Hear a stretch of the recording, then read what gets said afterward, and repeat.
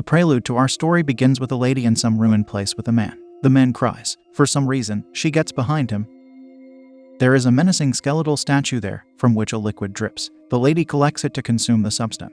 After that unexplained opening, we see a couple taking a break on the road. They are Beth and Josh. As they continue to ride, they enter Redwood National Park. The sign comes with a safety warning prohibiting off-track hiking. Eventually, the couple stops somewhere. A ranger pulls up to them, introducing himself as Steve. After he gives them a map, we discover Josh is a musician. Steve uses the map to show them where they can go. The gray zone is off limits. He even says they'll know if they go there. Before they part ways, the ranger advises them to stay in the green zone. After that interaction, along with the entrance sign, we come to learn this park is definitely not a safe place to be. The next scene has the duo hiking along the trail. They are well prepared, being equipped with many materials. Soon Beth becomes annoyed by the rain, so they set up their camp. At night, they lie inside the tent. Beth asks Josh if he's okay. He tells her his grandfather had leukemia. Supposedly, Josh might have it too. He was a young boy when his granddad lost his life. Josh speaks about how he lost him, with emotions about that time. As he does, Beth is saddened to hear it. Yet she is likely sad for her boyfriend, that he might have a similar fate. He remembers how his grandfather withered away like a skeleton in bed. Due to such a depressing topic,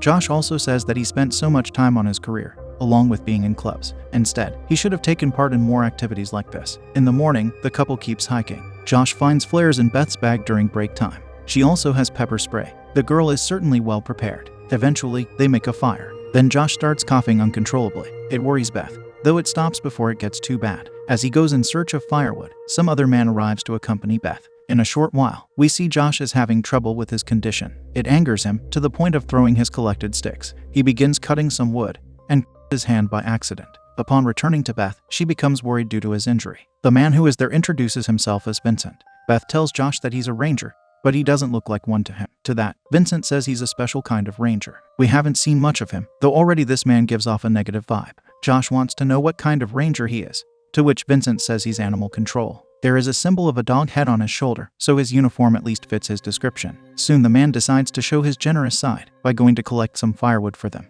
Once he leaves, Beth pushes Josh for being slightly rude to Vincent. She also gets somewhat scared that troublesome animals could be there. By nighttime, Vincent brings the couple lots of wood to feed the fire. As they sit to speak, Beth tells Vincent that he must love it there. He says he's been there for 15 years, and love isn't the word he would use to describe it. His answer does not bode well for the couple's safety. It prompts Beth to say he's like a character out of a horror film. She also says he might tell them creepy tales. The man says he likes her, so he will save them for another time. This intrigues Beth, because he proves that he has such tales. As he stands to leave, the ranger asks if they're planning on going to the mausoleum. Beth gives a negative to that. When she asks if they should, the man tells them they should not, with emphasis. People go there to seek a miracle cure, he says. The words he gives them before leaving are the same ones Steve gave them, that they should stay out of the gray zone. Josh tells her that the next time some odd man comes to their camp, she should use her pepper spray on him. While they sleep in their tent, Josh sits up because he hears strange noises. Perhaps it's the animals, but perhaps not. In the morning, Josh looks at his hand to see that he has fresh blood. His condition won't allow his wound to heal. Ignoring that, the couple continues to hike, enjoying the nature that surrounds them. While they sit to rest, Josh talks about his music career. He's sure that he has one great album left in him. He just has to live long enough to finish it. To those words, Beth gets angry and tells him to think positively. As they continue walking, Josh wants to make the unwise decision to take a shortcut. Beth, however, is against it because it's going off the trail. Josh keeps suggesting they take it because it will take a day off their travel. He ends up convincing her, so they go, though it would have been better to experience that extra day on the trail. When they sleep in their tent, Beth awakens to a loud inhuman scream. She hears it a second time. Somehow, Josh remains asleep, prompting her to wake him up. She wants him to hear the sounds, yet they don't repeat. Due to that, the couple returns to sleep. Once morning comes, we see their belongings have been tampered with. They wonder what could have done this. Soon, Josh touches some slime and says it smells like ammonia. Because of this unfortunate happening, Beth wants to quit their adventure, but Josh wants to keep going. This is a guy who came to Redwood for an experience. Having some of his things tampered with won't send him back home. Beth can't believe his willingness to keep going. He says that if she's not happy when they get to their destination, he will pay the ranger to drive them back. Again, he manages to convince his girlfriend, though she is less satisfied this time.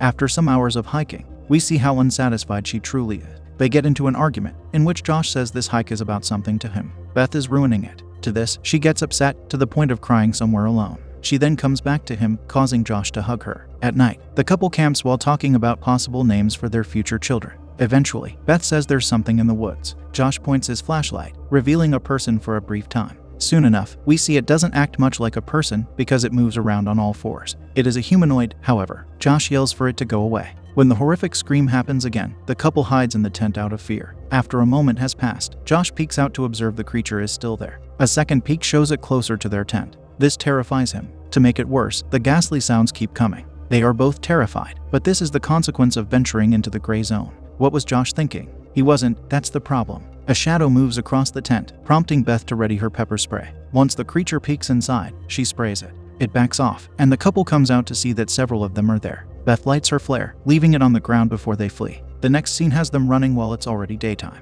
They don't know what those creatures were. Beth calls them vampires. This has become an overwhelming situation that makes her lose her calm again. They are stuck in the woods by themselves without any weapons. Along with that, they are incapable of calling for help. Whatever is there in the woods with them is neither known nor friendly. How will they deal with their bad luck? Josh starts with the first step of trying to comfort Beth. It doesn't take long for them to reason that they have to go up the mountain. That way they will arrive at the ranger station near the waterfall. As they walk, they find animal entrails somewhere. At least, they should hope the entrails are from animals. The couple runs until nightfall without anything attacking them. From this, we learn that the humanoid creatures are most likely night dwellers. Then they encounter a tall building. Josh wants to go inside, to climb up and see how far away they are. But since it's darker now, they get an unpleasant surprise, hearing one of the ghastly screams. At that moment, Josh quickly goes inside to get out of the way, while Beth stays outside with her flare. As the screams grow in number, she becomes ever more terrified. Soon enough, Josh returns to inform her of what he saw. Unfortunately, however, the humanoid creatures start coming out at them. Josh lights the flare to leave it on the ground, which scares the creatures. While the couple runs, a creature gets on top of Beth. Due to his flashlight, Josh makes the creature get off her. They are certainly night dwellers. Following that, they arrive at a cabin with a vehicle nearby. Upon entering the cabin, they discover that it doesn't bring them any more comfort than the outside.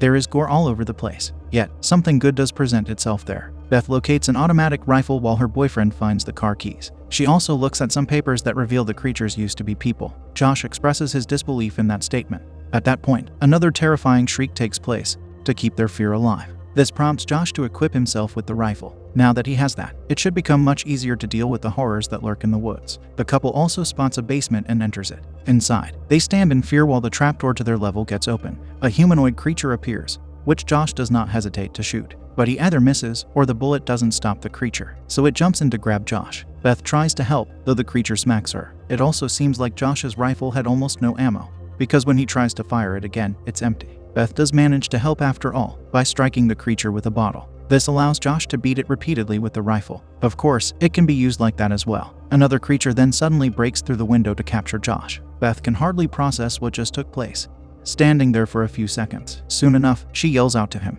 It doesn't seem to take that long for him to return to her. What happened to him? He came back just like that. They hug in that moment of horror. For some reason, Josh injects her with a syringe. She loses consciousness, and he says he's sorry. Afterward, he places the poor lady into the vehicle. He drives to the building we saw at the start of the story. Josh carries her inside to place her before the menacing skeletal statue. She sits there, drowsy, while he keeps repeating that he can do this. She's going to save him, is what he tells her. But she doesn't know what he's talking about. He informs her that one becomes cured after sacrificing a loved one. A lady with his condition told him about how she cured herself using this method. That's why this wicked guy was so persistent in getting there. He also says he has 6 months to live at most. Beth's final words to him are that she could have helped. Then he hugs her, before her to the statue. He takes the blood that drips from it to apply it to his face. The next scene shows Josh walking outside during the daytime. Vincent sits atop a rock to see him walk away. He talks to someone over his two-way radio, saying they got a new addition. Vincent gets told by the other person to bring her in. Josh drives away, having acquired what he went for. He stops on the road to look at his hand, which is now healed from the wound.